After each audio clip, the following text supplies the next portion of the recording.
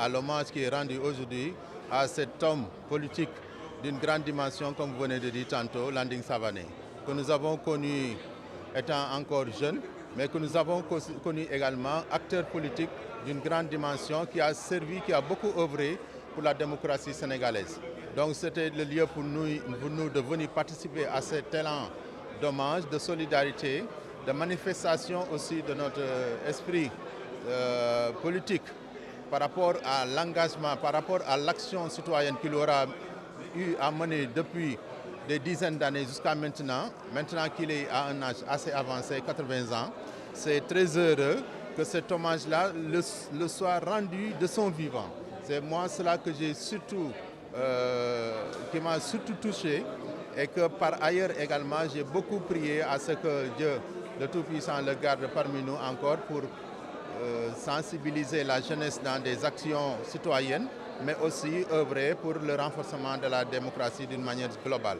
En tout cas, nous sommes très heureux. Un aspect également que j'ai eu à découvrir aujourd'hui à partir des différentes présentations qui ont été faites, c'était la dimension littéraire de l'individu.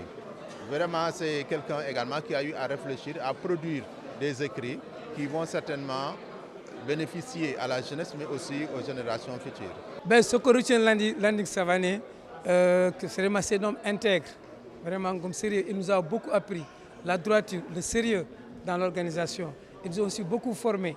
Et aussi, on a même vu aussi son passage dans l'attelage gouvernemental sous la première alternance de Wade. On a vu comment il a aussi géré le ministère de l'Industrie en créant beaucoup d'innovations. Donc on a vu un homme vraiment très intègre, très sérieux et très solidaire et qui nous a beaucoup appris. Aujourd'hui, ce qui a fait qu'on était parmi les gens qui sont venus vraiment Sargalko parce que par rapport à tout ce qu'il a fait pour le Sénégal, aussi même au plan international. Logiquement, tu sais qu'en réalité, que nous avons balisé, ils ont balisé. Tout ce qu'ils ont fait aujourd'hui, les nouvelles autorités, ils font la référence à Thomas Sankara. Ils font référence aujourd'hui à la gauche, à tout ce qui est la pratique sociale, vraiment qu'il y ait vraiment l'éthique, la réduction des comptes. Donc ça a toujours été vraiment un élément de la gauche. Ils se réfèrent de ça. Et vraiment, je pense qu'aussi, s'ils continuent à prendre les sièges qu'avait eu le ANDF-PADS et les partis de gauche au Sénégal, ils pourront réussir.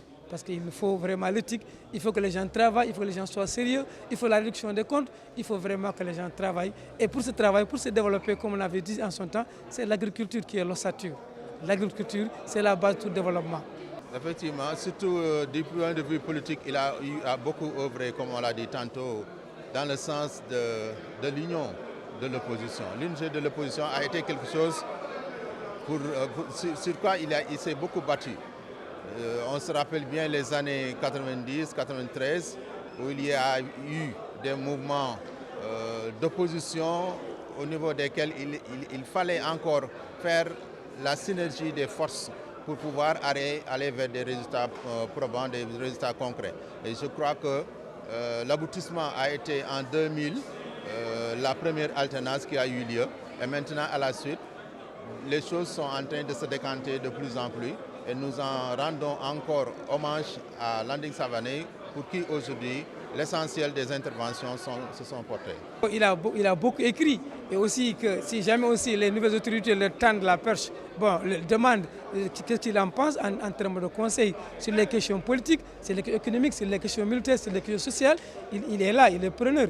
Et même aussi, il a beaucoup écrit ses ouvrages. Je pense que la jeunesse actuelle montante, qui sont aujourd'hui au pouvoir, doivent s'en récupérer, s'en procurer pour en vraiment faire un outil de travail. Parce que aussi, cette nouvelle génération, beaucoup d'eux ne connaissent pas donc, les Landing Savané. Ils connaissent leurs écrits.